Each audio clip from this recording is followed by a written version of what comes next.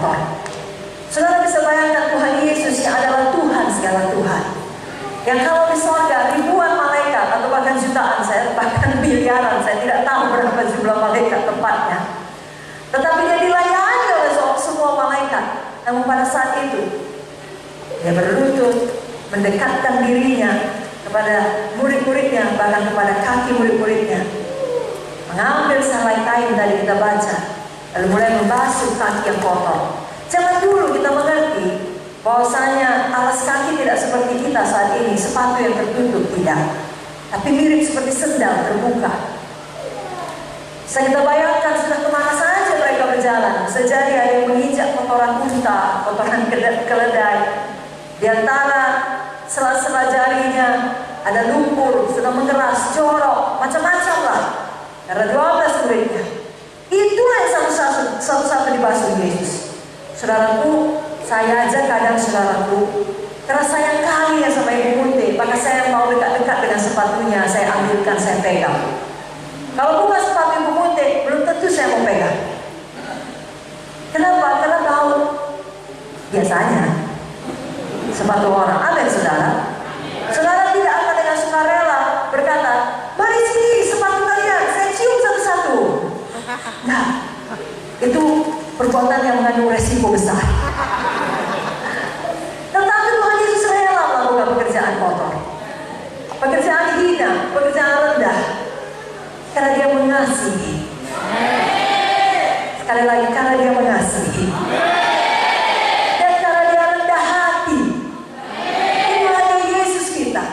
Pada prakteknya kita zaman sekarang ini, mungkin di luar sana, di dunia sekuler, kita seorang direktur, kita seorang manajer, kita seorang pimpinan, sama seperti Yesus adalah Tuhan, segala Tuhan.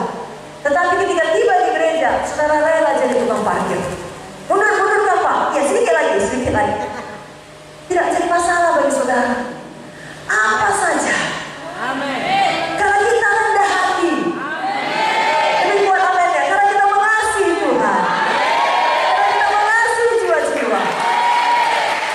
Maka kita rela melakukan pekerjaan apa saja bagi kerajaan sorga.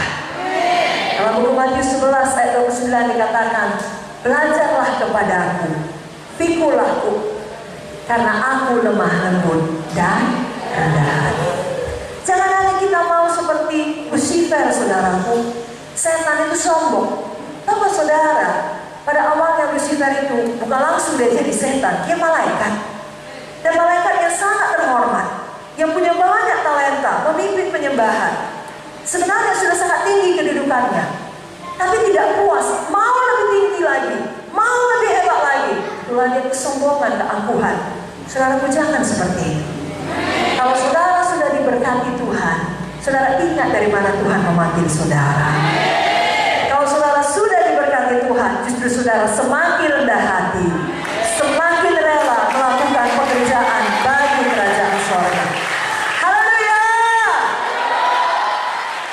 Rendah hati hamba, saudaraku. Amin. Yang ketiga, kita tahu bahwasanya seorang hamba yang sejati, dia mengerti dia itu ada untuk melayani.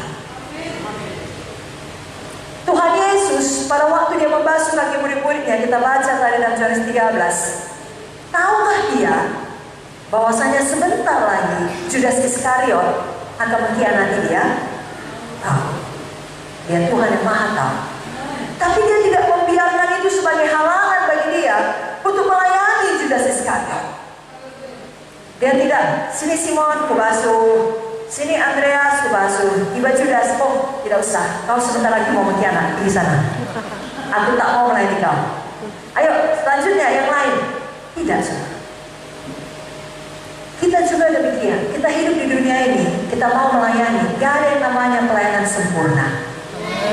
Gak ada yang namanya tanpa halangan. Gak ada yang namanya tidak pernah disakiti, tidak pernah dikecewakan. Gak ada yang namanya uang selalu cukup sehingga bisa melayani. Akan banyak persoalan. Kadang-kala materi tidak mencukupi, kadang-kala orang sudah sungguh-sungguh kita layani, tidak mau dia menerimanya, difitnahnya pula kita. Banyak halangan. Tapi kita harus tahu, kita diciptakan untuk melayani Tuhan. Seorang hamba harus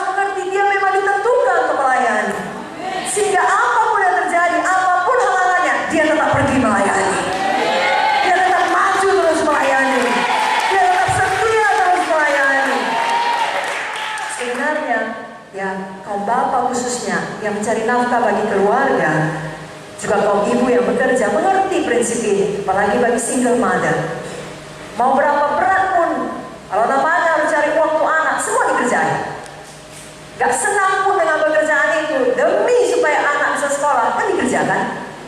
Kalau untuk dunia pun kita demikian, seharusnya demikian untuk Tuhan. Jangan kalau ada sedikit persoalan, gak mau lagi beribadah, gak mau lagi melayani, udah sakit kali kurasa, berat kali, banyak kali tantangan, diejek, dan lain sebagainya. Saudaraku sudah harus mengerti, saya dan saudara diselamatkan Tuhan untuk menyelamatkan orang lain lagi. Tadi firman Tuhan dari Mumunte mengatakan kita dipanggil untuk menginjil, kita dipanggil untuk memuridkan. Haleluya.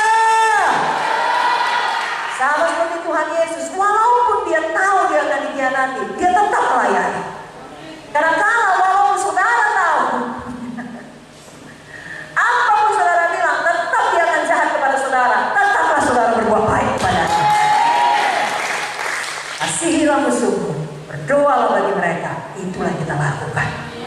Berapa banyak di sini mau seperti Tuhan Yesus, mau menjadi hamba